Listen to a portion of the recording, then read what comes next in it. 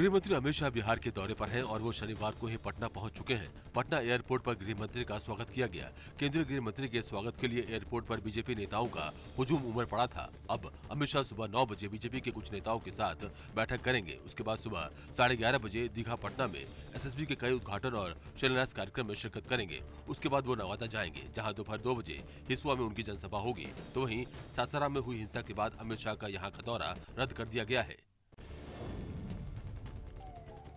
वहीं रामनवमी की शोभा यात्रा के दौरान हुई हिंसा के बाद शनिवार को सासाराम में धमाका हुआ, जिसमें 3 लोग घायल हो गए हैं। उन सभी को बीएचयू अस्पताल में रेफर कर दिया गया है। धमाके के बाद इलाके में तनाव है। पुलिस लगातार कैंप कर रही है। ये धमाका सफुल्लागंज इलाके में हुआ। इसके बाद पुलिस ने छापेमारी कर उपद्रव फैलाने के आरोप में 8 लोगों को हिरासत में ले लिया है। पुलिस ने अब तक 2 दर्जन लोगों को गिरफ्तार कर लिया है। वहीं तनाव को देखते हुए दंगा प्रभावित इलाके के 27 सरकारी और निजी विद्यालयों को 4 अप्रैल तक बंद रखने का निर्देश दिया गया है।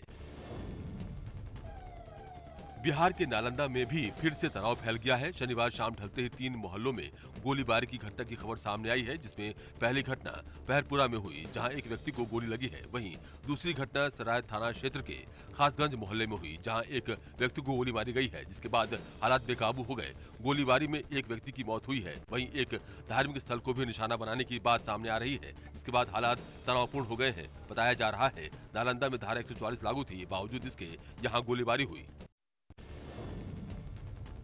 वहीं बिहार के वन एवं पर्यावरण मंत्री तेज प्रताप यादव ने अमित शाह के दौरे पर निशाना साधा है और कहा कि बिहार आ जाइए, कोई फायदा नहीं होने वाला। वो कितने भी एक्टिव मोड में नजर आए, लेकिन उनका बिहार में दाल गलने वाला नहीं। अमित शाह बहुत बार आए हैं, लेकिन कोई खास फर्क नहीं पड़ा है। तो जो पूर्णिया में जिस तरीके की जो महागठबंधन की इंटैक्ट जो रैली हुई थी, उससे पूरा घबराहट में आ गए थे।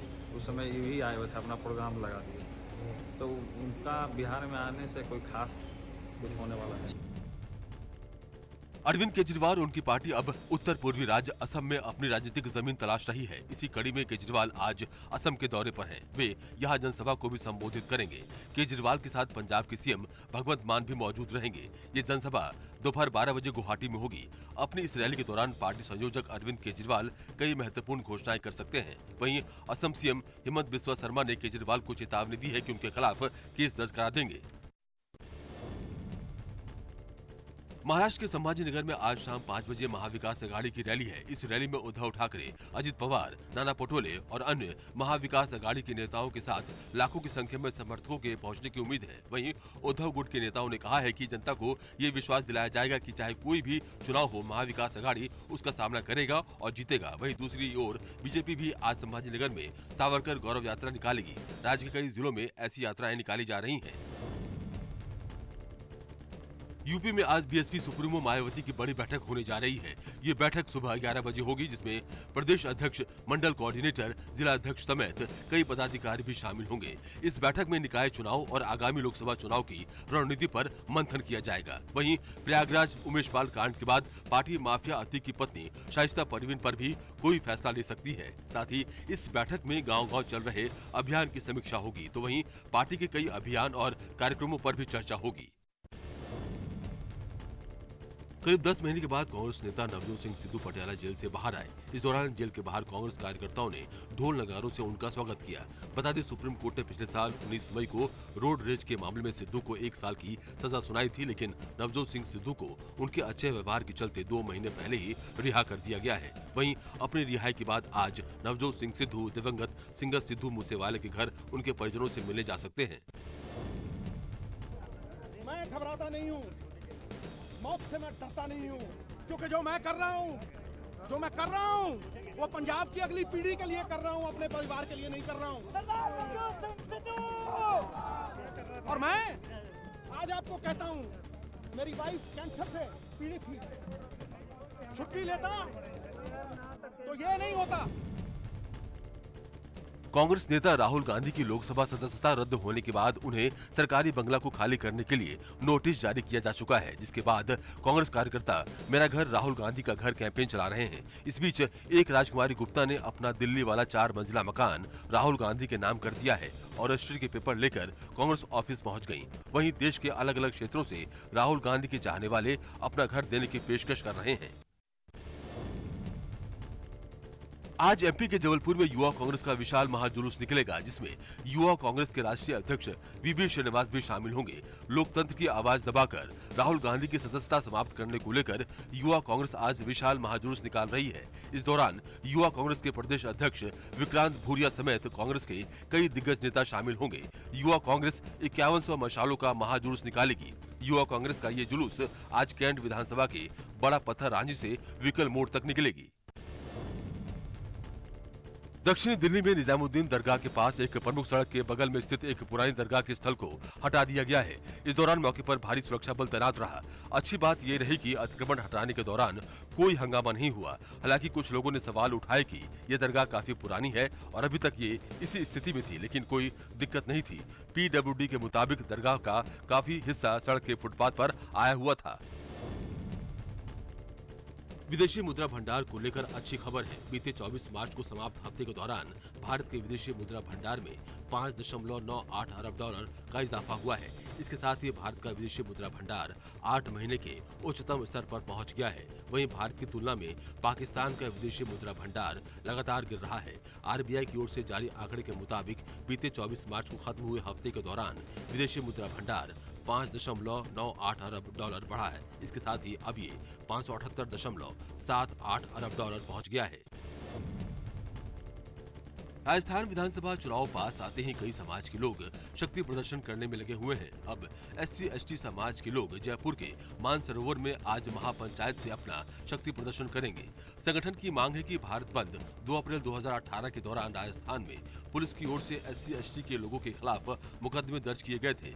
इनके प्रकरण में कई स्तर पर लंबित है। साथ ही कांकड़ी डूंगरी प्रकरण में भी कई मुकदमे लंबित है। महापंचायत की मांग है कि सभी मुकदमे वापस लिए जाएं। राजस्थान बीजेपी नेता प्रतिपक्ष पद पर नियुक्ति करने जा रही है।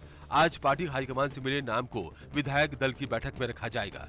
सर्वसम्मति के बाद नाम की घोषणा की जाएगी। आज दोपहर 2:30 बजे से बीजेपी विधायक दल की बैठक जयपुर में पार्टी मुख्यालय पर बुलाई गई है। इसके तुरंत बाद शाम 4:30 बजे प्रदेश कोर कमेटी की बैठक बुलाई गई है। नेता प्रतिपक्ष पद के लिए विधानसभा के उप नेता प्रतिपक्ष राजेंद्र राठौर और पूर्व प्रदेश अध्यक्ष सतीश पुनिया के नाम चर्चाओं में है। उद्धव गुट के शिवसेना नेता संजय राउत को लॉरेंस बिश्नोई गैंग ने जान से मारने की धमकी दी है, जिसके बाद संजय राउत ने पुलिस से इसकी शिकायत दर्ज कराई है। संजय राउत को धमकी भरा संदेश मिला है, जिसमें लिखा है, दिल्ली में मिला तो AK-47 से उड़ा दूंगा। साथ ही कहा कि तू और सलमान फिक्स है। पुलिस ने इस मामले में पुणे से एक संदिग्ध को गिरफ्तार किया है, जिसे मुंबई पुलिस को सौंप दिया गया है। फिलहाल पुलिस उससे पूछताछ कर रही है। उत्तराखंड के पहाड़ी इलाकों में बारिश और बर्फबारी का दौर जारी है। बद्रीनाथ धाम में एक बार फिर से बर्फबारी हुई है, जिसके बाद बद्रीनाथ धाम बर्फ की सफेद चादर से ढक गया है। नरनारायण, नीलकंठमाणा सहित अन्य चोटियां भी बर्फ की चादर से ढक गई हैं। बर्फबारी के बाद धाम में तापमान और भी नीचे पहुंच गया है। इसके साथ ही धाम में हो रहे कार्य भी बाधित हो गए हैं। तो वहीं धाम में चल रहा मास्टर प्लान के कार्यों में भी बर्फबारी का असर पड़ा है। इससे पहले बीती रोज केदारनाथ धाम में बर्फबारी हुई थी। पश्चिम बंगाल के पूर्व वर्धमान के शक्तिगढ़ से दुखद घटना सामने आई है, जहां भाजपा नेता राजू झा को अज्ञात हमलावरों ने गोली मारकर हत्या कर दी। बताया जा रहा है, राजू झा अपनी कार से कोलकाता जा रहे थे, तभी कार सवार हमलावरों ने राजू झा पर अंधाधुंध फायरिंग शुरू कर दी। वहीं 3 गोलियां लगने से राजू झा की मौत हो गई। हालांकि इस वारदात के बाद अभी तक किसी की भी गिरफ्तारी नहीं हुई है। फिलहाल पुलिस इस वारदात की जाँच में जुटी है। दिल्ली के द्वारका इलाके से सनसनीखेज वारदात सामने आई है, जहां सरेआम वकील की गोली मारकर हत्या कर दी गई। बताया जा रहा है, द्वारका सेक्टर 8 की रेड लाइट के पास 2 बाइक सवार बदमाशों ने वारदात को अंजाम दिया। मौके पर पहुंची पुलिस ने वकील को अस्पताल में भर्ती कराया, जहां डॉक्टरों ने उसे मृत घोषित कर दिया। आपको बता दें, मृतक वकील की पहचान वीरेंद्र कुमार के तौर पर हुई है। वो पटियाला हाउस कोर्ट में प्रैक्टिस करते थे। हालांकि शुरुआती जांच में पुलिस को पुरानी रंजिश का मामला नजर आ रहा है। फिलहाल इस मामले में कई टीम बनाई गई है और पुलिस CCTV फुटेज खंगाल रही है।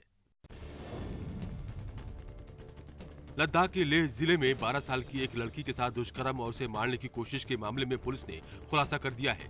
वहीं इस मामले में पुलिस ने एक शख्स को गिरफ्तार किया है जिसका नाम सैयद जुल्फिकार अली शाह है। दरअसल घटना 29 मार्च की है जब आरोपी ने पीड़ित लड़की को लिफ्ट देने की कोशिश की और सुनसान जगह पर ले जाकर उसके साथ दुष्कर्म करने के बाद मारने की कोशिश की।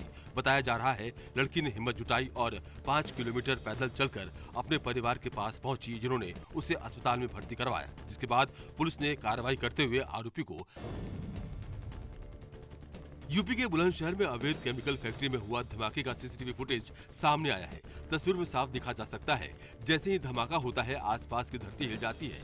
एक तस्वीर में आप देख सकते हैं कि ये लोग अपने घर में आराम से सो रहे थे, तभी धमाके से घर के पर्दे हिल जाते हैं और घर में मौजूद लोग घबरा जाते हैं। वहीं केमिकल फैक्ट्री में हुए धमाके की वजह जानने के लिए निरोधक दस्ता आगरा की एक्सपर्ट टीम भी पहुंच चुकी है।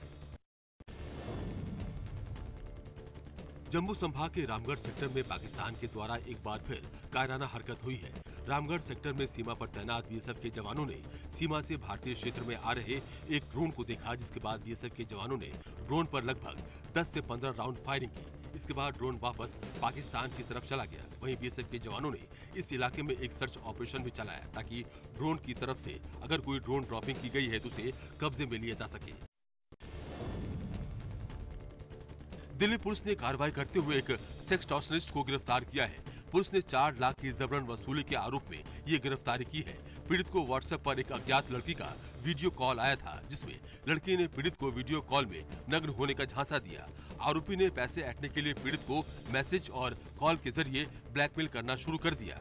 पीड़ित ने मदद के लिए अपने सबसे अच्छे दोस्त को विश्वास दिलाया, लेकिन दोस्त ने अपने पीड़ित दोस्त को ब्लैकमेल करना शुरू कर दिया। पुलिस ने आरोपी को गिरफ्तार कर लिया है। कानपुर देहात में पुलिस ने मुठभेड़ के दौरान 3 बदमाशों को गिरफ्तार किया है।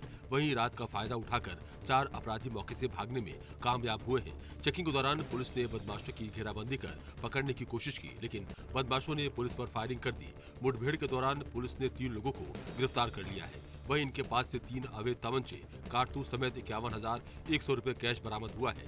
गैंग के सदस्य कई जिलों में चोरी, लूट, एटीएम बदलकर टप्पेबाजी की घटनाओं को आईपीएल 2023 के अपने पहले मुकाबले में लखनऊ ने दिल्ली को 50 रनों से हरा दिया। 154 रनों के टारगेट का पीछा करते हुए दिल्ली की टीम 9 विकेट खोकर 143 रन ही बना सकी। लखनऊ सुपर जॉयंट्स की जीत के हीरो रहे कैरेबियन क्रिकेटर काइल मेयर्स की शानदार पारी खेली। वहीं इंग्लिश तेज गेंदबाज मार्क वुड ने भी घातक गेंदबाजी करते हुए 5 विकेट चटकाए। हालांकि दिल्ली की ओर से रोसो और कप्तान वार्नर ने कोशिश तो की, लेकिन रन रेट के दबाव के आगे वो कुछ न कर सके।